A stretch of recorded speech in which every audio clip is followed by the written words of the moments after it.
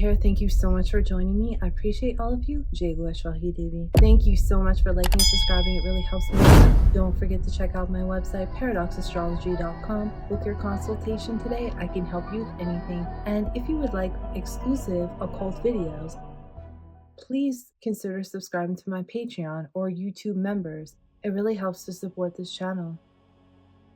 Okay, let's get into this video about the new moon in Aries happening on April 17th. So a new moon is about letting things go, but there's also a new beginning here. Now, this moon in Aries is about independence, war, doing something new, being active, aggression, competition, coming in first. And it's a new beginning by replacing something old.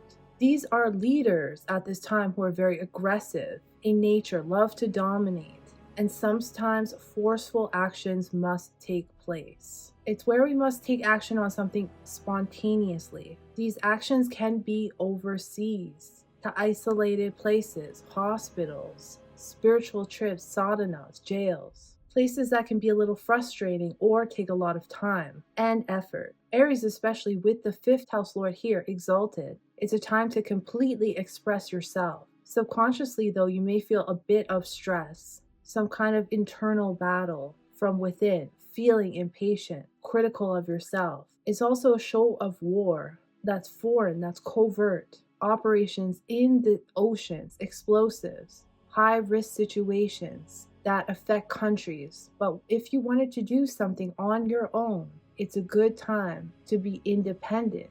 Something that's never done before. You'll find confidence, you'll find motivation in order to do so. It's okay to take a risk as long as it's not impulsive, as it could backfire on you in explosive events, as we have this Mars, Saturn, Mercury conjunction in the 12th house. There can be accidents while traveling in boats, in the ocean, waters, which can also lead to a death, and endings in the matters of wars especially. Arguments or frustrations with import-export, deliveries with foreigners. You could put this energy towards spiritual practice instead, like mantras for a long period of time, which require patience. It is Matangi Janati, the day after, which is the deity that grants you secret knowledge. But anything that requires patience, that requires attention, action. I think of how I have to edit this astrology video after I have Mars, Saturn in my D9, and that's what I use it for, Mars, Saturn, and Venus. So that's what makes me good at editing. So if you can do something technical,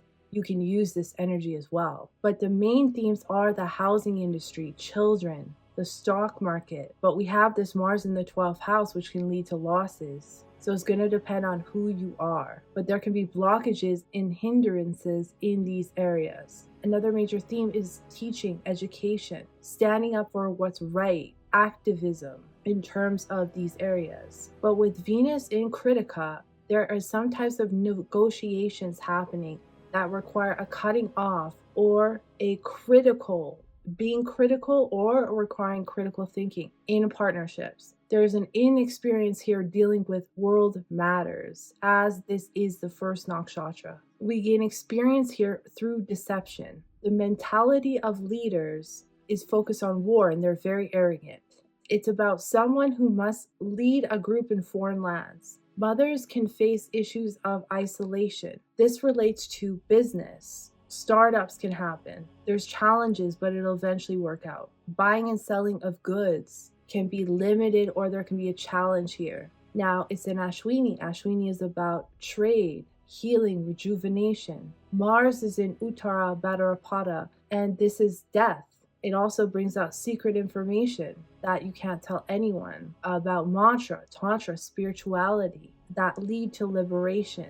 Wanting to be free of all kinds of bondages if it's used correctly, but if it's used in ego, it can bring struggles. It can also show issues with crops, international mistakes in war due to excessive desires. Also using inheritances, hidden relationships can pop up, and problems with business partners due to money. It's the fire in the sky, it's lightning. This is in the third pada, it goes into Libra Navamsha, which is directly dealing with relationships of war, partnerships in business, marriages. conflict, explosive events, weapons, and attacks. There's ups and downs in these dealings. Now, Saturn just entered the fourth pada an hour before this. Now, this goes into Scorpio Navamsha, and it's wanting to get revenge, which is affecting shared resources, death-like scenarios, traumas, major events of war, and secret enemies. Secrets can be exposed.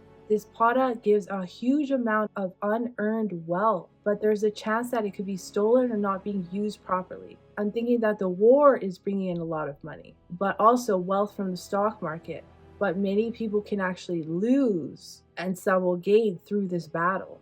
But it shows that the trust of someone is broken due to excessive desires. And stealing can also happen in relationships. This conjunction can also show harsh words with religious or spiritual leaders. Be careful of sudden health issues like breaking of bones or teeth. Saturn is aspecting Rohini Nakshatra, and this is for most of the year, and it'll go back to this exact degree later on this year. And so that's what's causing a lot of this oil issue, shortages. It's not just Neptune, in my opinion. Now, Rohini is oil, the automobile industry, agriculture, farming, fertilizers. So it's represented by the ox cart that carries the harvest. So there can be shortages in these items on the material plane that also affect beauty products, the gemstone industry, tourism, banks, entertainment, shipping, and food production. These shortages are by design, mind you. This is a test for what will happen in 2030 when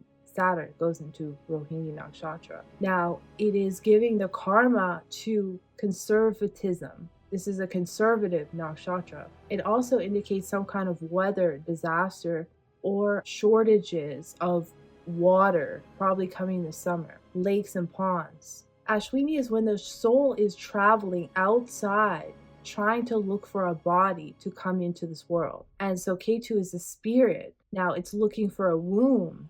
So it denotes blockages of all kinds. And that could be in water, that could be in the actions we take in war. And there could be frustration because of this. But you can use this to start a new life.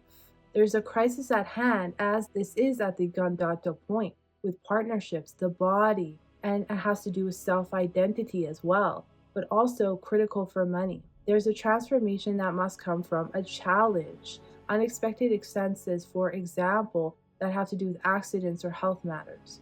Themes around abortions and challenges in childbirth, like blockages, like blocking the canals. So you can see that in the oceans, or you can see that in the womb. Can invoke strikes all of a sudden. Construction for housing can be stopped or ended. Events can happen in threes. So you may fail the first and the second time, but you will prevail on the third time. So keep going. And some people will find themselves doing something new again and starting from scratch, especially when it comes to technical work. But it will be really worth it. It'll be frustrating at first, but it will be worth it. Now there's an ending and a beginning here, as Ashwini is the beginning of healing of something, but Mars is in the 12th house. So there is something that must be let go of in order to heal. So issues with the subconscious for an individual. And these can be frustration also with real estate agents or selling homes. This is the nakshatra of the Ashwin twins. You can bring the dead back to life or make the old young again. And this can come through spiritual practice. It can come by working on your health, working out in isolated places, using herb remedies, Ayurveda, going to a spa, wellness clinic. And the brothers are about bringing help, so ask and you will receive. Working out in isolated places. They can also cure impotence and sexual diseases. But for mundane astrology, we can see these on the rise. Ganesh is the deity here. He removes obstacles, and it can make things happen out of nowhere. These are heroic brothers that go around the world, traveling and solving problems. But in the case of Trump and his family, it seems to be the opposite. Information can also come to light that has been hidden. It shows the manufacturing of weapons and the import and export of them, but there can be some issues with that. Job losses or buildings collapsing. Many can go to therapists or spiritual counselors at this time.